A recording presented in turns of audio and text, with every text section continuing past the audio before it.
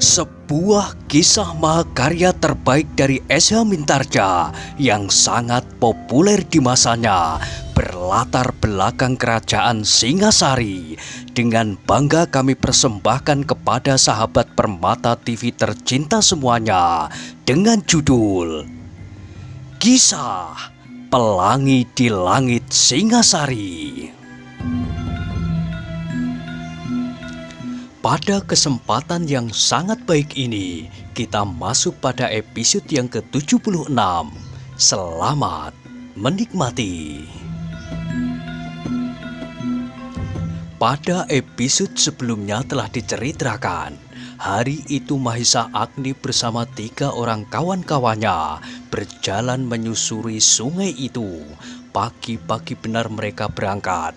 Mereka mengharap bahwa hari itu juga mereka akan mendapatkan tempat yang mereka cari. Bagi Mahisa Agni, perjalanan itu sendiri bukanlah perjalanan yang berarti baginya.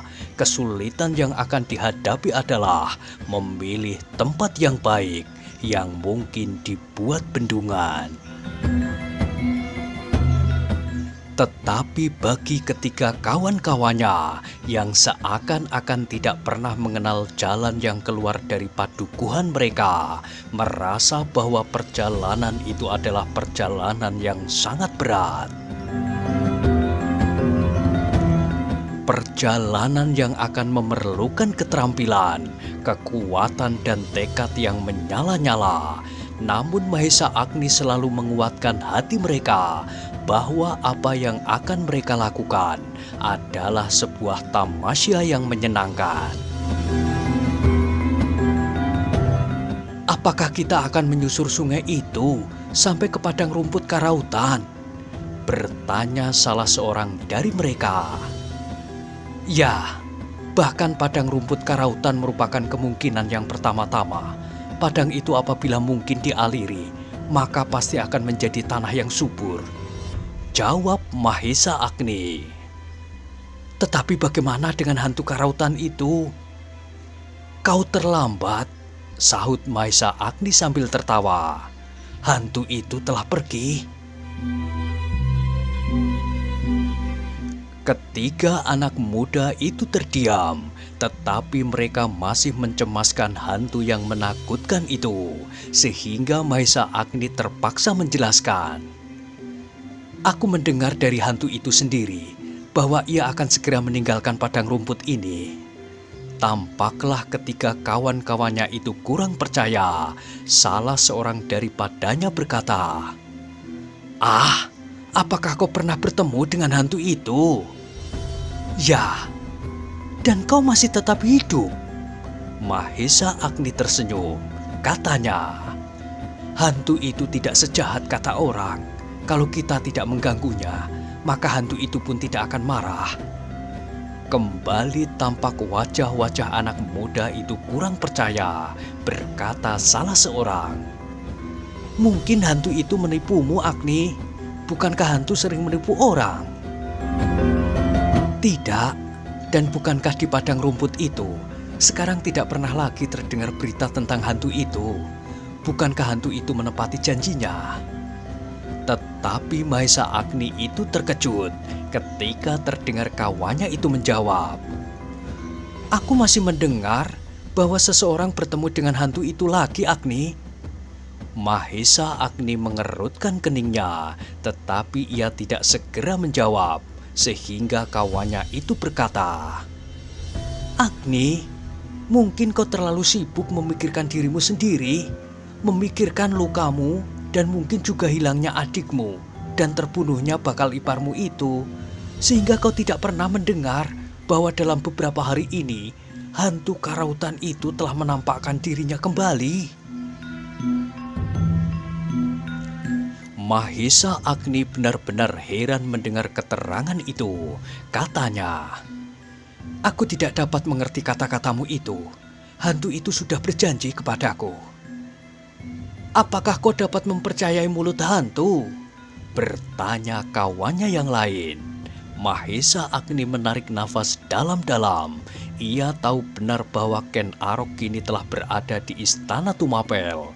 Tetapi apabila benar-benar hantu karautan itu timbul lagi, pasti sama sekali bukan Ken Arok. Tetapi siapa? Meskipun demikian Mahesa Agni itu menjawab, mungkin berita itu berita yang belum pasti kebenarannya. Mungkin seseorang yang ketakutan karena bertemu dengan orang lain. Disangkanya hantu karautan itu datang kembali. Tidak, Agni. Kabar itu telah aku dengar dari orang yang mendengar langsung cerita seseorang yang mengalami sendiri. Apa katanya? Ketika orang itu menyangka bahwa hantu karautan benar-benar sudah tidak ada, setelah sekian lama hilang beritanya, maka ia memberanikan diri pulang sendiri di malam hari dari Tumapel. Setelah ia mengunjungi saudaranya dan menukarkan kerisnya dengan milik saudaranya itu. Tetapi tiba-tiba di padang itu ia bertemu dengan hantu itu. Apa yang dilakukan oleh hantu itu? Mencegatnya dan memukulnya seperti memukuli seorang penjahat. Mahesa Agni menarik nafas dalam-dalam. Keris yang dibawanya dari Tumapel itu dirampasnya. Tidak, hantu itu tidak mengambil apa-apa daripadanya. Tetapi orang itu dipukuli sampai pingsan, kemudian ditinggalkannya. Mahesa Agni mengerutkan keningnya. Memang aneh, hantu yang dikenalnya dahulu selalu merampas dan merampok orang-orang yang lewat. Tetapi hantu yang sekarang itu hanya memukuli saja sampai pingsan. Aneh, desisnya tanpa disengajanya. Apanya yang aneh? Bertanya seorang kawannya. Hantu itu, sahut Mahesa Agni. Kenapa aneh? Bukankah hantu dapat saja berbuat apa saja sekehendaknya? Sifat hantu itu berubah. Bukankah kita dahulu selalu mendengar bahwa korban hantu karautan sebagian besar pasti mati dan semua kekayaan yang dibawanya habis dirampas? Mungkin orang itu disangkanya mati pula. Mahesa Agni terdiam. Dicobanya untuk mencari kemungkinan apakah kira-kira yang telah terjadi di padang karautan itu. Tetapi dengan kabar itu ia menduga bahwa hantu yang baru ini sama sekali bukan hantu yang sudah dikenalnya. Hantu ini seakan-akan hanya ingin melepaskan dendam di hatinya, bukan merampok apalagi membunuh. Sesaat mereka saling berdiam diri, mereka berjalan perlahan-lahan menyusuri sungai naik ke Udik. Tetapi Mahesa Agni tidak dapat segera mempercayainya bahwa di padang rumput itu kini telah dijumpai hantu yang menakutkan itu kembali.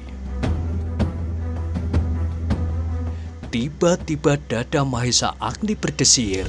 Gurunya telah meninggalkan padepokan dengan luka di hatinya. Tetapi segera Mahesa Agni menggeleng-gelengkan kepalanya. Ia takut sampai pada kesimpulan itu. Bahkan segera ia mencari alasan untuk menindas perasaannya. Guru baru saja kemarin meninggalkan padukuhan Panawijen. Sedang hantu itu telah dijumpai beberapa hari yang lalu. Tetapi tanpa dikehendakinya sendiri, di sudut hatinya terdengar suara. Mungkin guru sudah tahu bahwa anaknya hilang beberapa lama. Karena itu ia mendendam. Ketika ia datang menemui aku di bendungan, ia hanya akan memberikan beberapa pesan saja dan kemudian memecahkan bendungan itu. Seterusnya guru akan kembali ke padang rumput ini.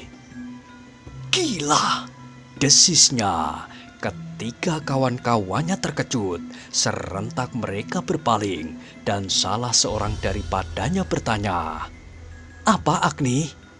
Agnilah yang kemudian terkejut. Dengan terbata-bata ia menjawab sekenanya, "Hantu itu? Kenapa?" Mahesa Agni tidak menjawab. Kini kepalanya tertunduk dan hatinya menjadi risau. Kembali di dalam dadanya terdengar suaranya sendiri melengking. Tidak, itu tidak mungkin. Betapa guru kehilangan keseimbangan, tetapi ia tidak akan melakukan pekerjaan semacam itu. Dan bukankah guru tampaknya terkejut sekali ketika aku memberitahukan apa yang telah terjadi di Panawijen? Mahesa Agni menarik nafas dalam-dalam. Bahkan kemudian ia menjadi malu akan kecemasannya itu. Seakan-akan ia belum mengenal watak dan tabiat gurunya. Sehingga dengan demikian, maka Mahesa Agni itu pun dapat menenteramkan hatinya sendiri. Katanya di dalam hati, "Aku yakin, pasti bukan Empu Purwa. Kalau hantu itu ternyata guruku, biarlah aku dibunuhnya sekali. Tetapi aku yakin bahwa orang itu adalah orang lain." Mereka berempat itu pun semakin lama menjadi semakin jauh dari padukuhan mereka. Mereka berjalan perlahan-lahan sambil mengamat-amati sungai yang mereka telusuri. Mungkin mereka segera menemukan tempat yang baik untuk membangun bendungan. Semakin dekat dengan padukuhan mereka, semakin baik. Tetapi sungai itu semakin lama agaknya menjadi curam. Tebingnya yang terdiri dari batu padas menjorok tinggi. Tumbuh-tumbuhan liar seolah-olah menutup tebingnya dengan daun-daunnya yang rimbun. Tebingnya menjadi semakin curam, Agni. Semakin tidak mungkin lagi untuk membangun bendungan. Kita berjalan terus. Suatu ketika akan menemukan tempat itu. Tempat yang baik untuk membangun bendungan. Mereka berempat pun berjalan terus, semakin lama semakin jauh dari padukuhan mereka, tetapi semakin dekat dengan padang rumput karautan. "Kita akan sampai ke padang rumput itu, Agni," berkata salah seorang dari mereka. "Ya," sahut Agni, "sudah aku katakan, kita akan memasuki padang rumput itu." "Tetapi hantu itu..." Mahesa Agni mengerutkan keningnya, kemudian jawabnya, "Hantu itu berada di bagian lain. Ia mencegat orang-orang yang lewat. Daerah ini sama sekali tidak pernah dilewati orang. Orang mencari ikan pun tak pernah sampai ke tempat ini." "Tetapi bukankah hantu itu mengetahui dengan matanya yang tajam apa saja yang ingin dilihatnya? Bukankah hantu itu dapat melihat juga kehadiran kita di padang rumput ini? Dan hantu itu dapat terbang dalam waktu sekejap untuk mencegat kita." Mahesa Agni terpaksa tersenyum. Tetapi justru karena itu kawan-kawannya menjadi kurang senang. Seakan-akan Mahesa Agni itu tidak mempercayainya. "Jangan cemas. Kalau hantu itu benar-benar kembali ke padang karautan, biarlah ia menemui aku. Aku sudah kenal baik dengan hantu itu." Ketika kawan-kawannya itu terdiam, mereka merasa bahwa Mahesa Agni itu tidak mempercayai cerita mereka. Atau seandainya anak muda itu percaya, agaknya ia sama sekali tidak takut. Sehingga ketika kawan Agni itu mempunyai tanggapan yang aneh kepadanya, campur baur antara cemas, curiga, dan berbangga.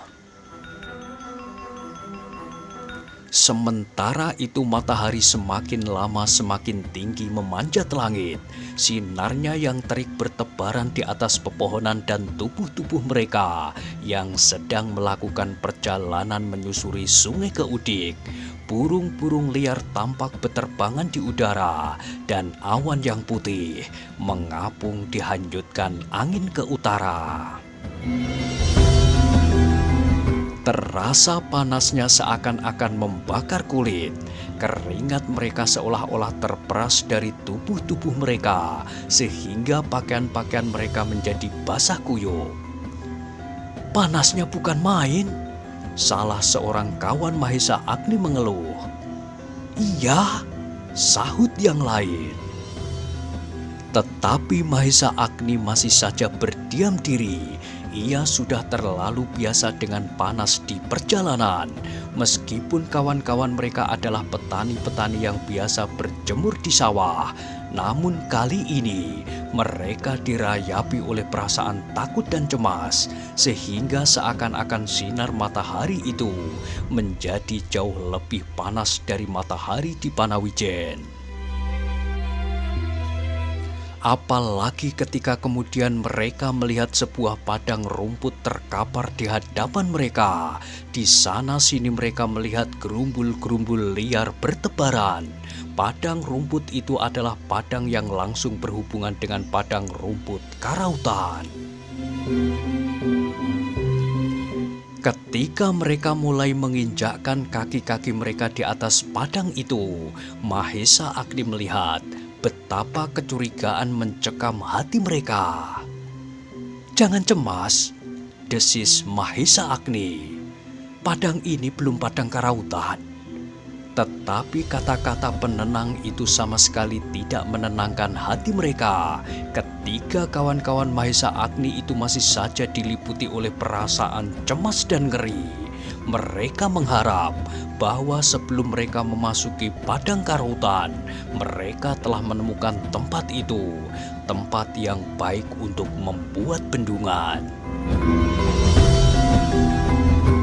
Mahesa Agni melihat bahwa ketika orang itu hampir tak sanggup lagi berjalan karena kecemasannya, pada ketika kawannya itu tampak sifat-sifat anak-anak muda Panawijen yang sebenarnya. Kadang-kadang Mahesa Agni menjadi geli melihat bagaimana anak-anak muda itu dengan nafsu yang menyala-nyala berteriak, "Aku sanggup! Aku sanggup!" Namun apabila di hadapannya membayang kesulitan dan bahaya, maka terasa hatinya berkerut sebesar menir. Seperti apa yang pernah terjadi atas mereka di hadapan kuda sempana dan apa yang akan dilakukan terhadapnya sendiri, kini ketakutan itu berulang kembali menghadapi hantu karautan yang belum pasti adanya. Dalam pada itu mereka masih berjalan terus. Sungai itu masih bertebing curam dan sangat dalam. Tetapi Mahesa Agni melihat tanda-tanda bahwa semakin lama tebing itu sudah menjadi semakin rendah. "Kalian lihat," berkata Mahesa Agni.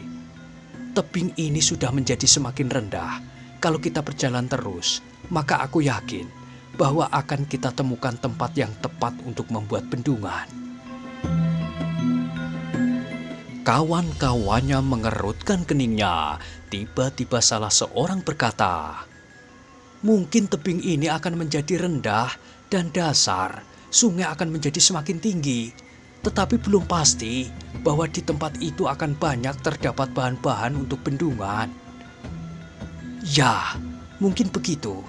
Tetapi kita masih harus melihat dahulu." "Ternyata tempat yang paling baik adalah tempat yang lama, Agni," berkata kawannya yang lain. "Bagaimana mungkin?" jawab Agni. "Sungai itu seakan-akan menjadi semakin lebar, 2 kali lipat. Semakin dalam dan bahan-bahannya sukar kita cari. Bahan-bahan yang lama, kalau misalnya masih mungkin kita kumpulkan, tidak akan cukup separuh dari kebutuhan."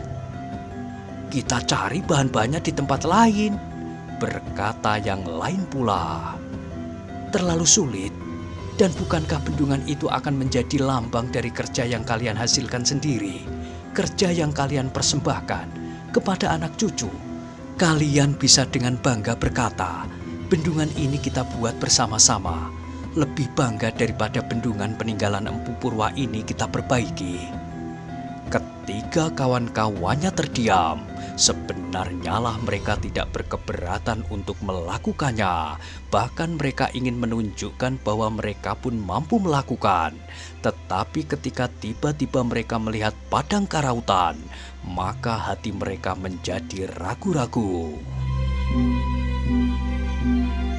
Bukan karena kesulitan untuk mendapatkan tempat dan bahan-bahan, tetapi mereka ragu-ragu apakah hantu karautan akan membiarkan mereka membuat bendungan dan merubah padang rumput kekuasaannya.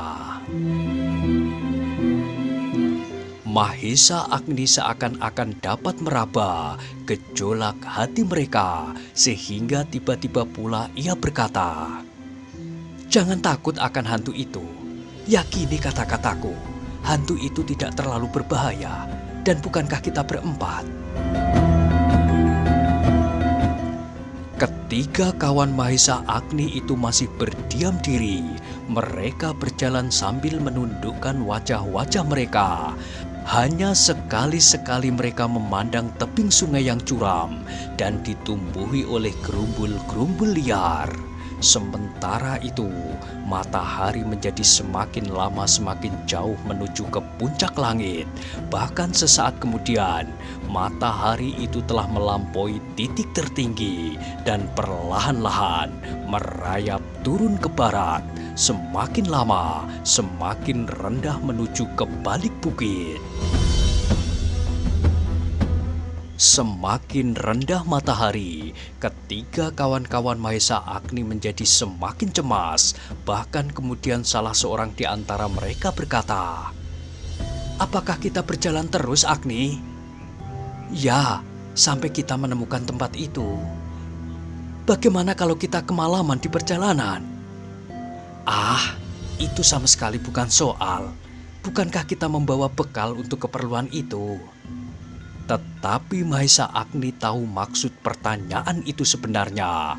Mereka sama sekali tidak cemas tentang bekal mereka, tetapi mereka cemas apabila mereka bertemu dengan hantu karautan.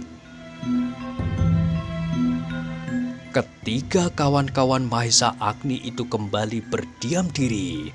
Hanya sekali-sekali mereka memandang langit yang semakin sejuk, tetapi hati mereka menjadi semakin berdebar-debar.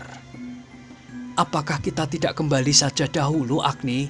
Besok kita teruskan perjalanan kita di siang hari." Mau tidak mau Mahesa Agni harus tertawa. Katanya, "Bagaimana hal itu mungkin?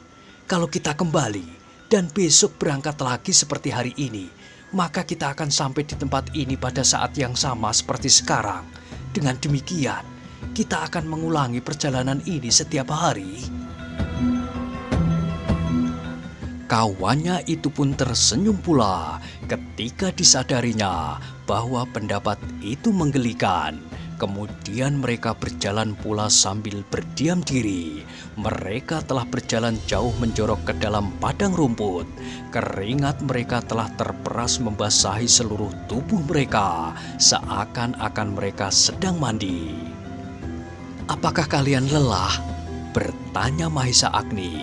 Serentak ketika kawannya mengangguk sambil menjawab, "Ya, aku lelah sejak tadi." "Baiklah, kita beristirahat," ajak Mahesa Agni. Ketiga kawan-kawannya menjadi ragu-ragu. Kalau mereka beristirahat, maka perjalanan mereka akan menjadi semakin lama. Mungkin mereka benar-benar akan kemalaman di padang rumput itu. Tetapi untuk berjalan terus, mereka telah benar-benar lelah dan lapar.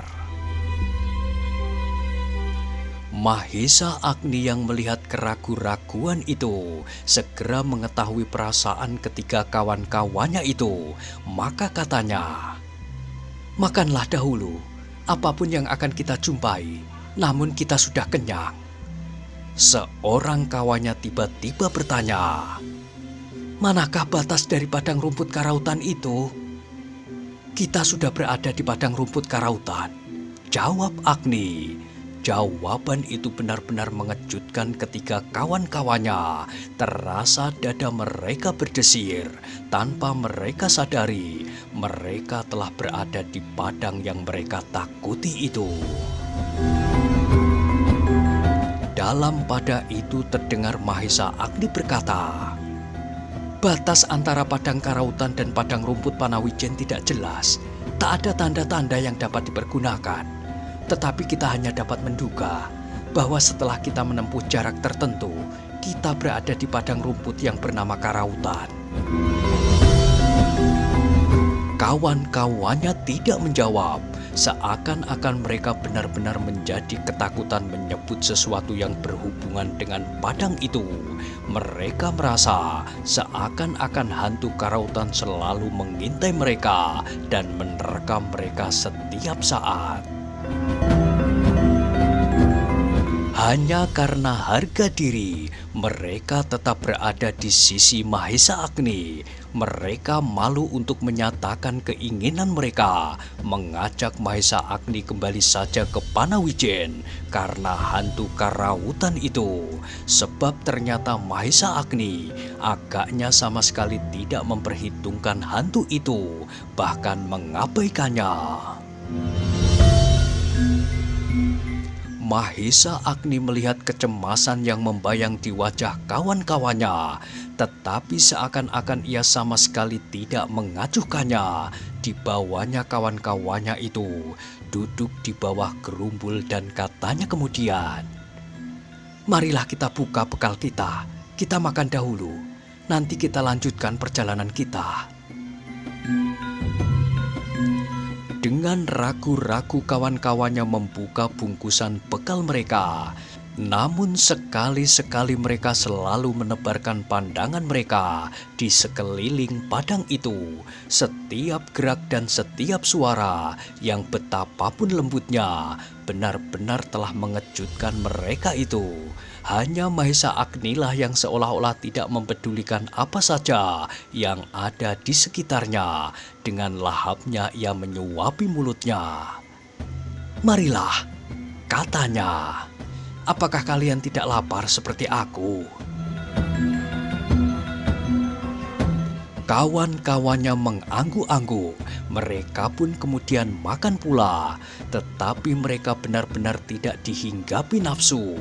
Seakan-akan perut mereka masih saja terasa kenyang.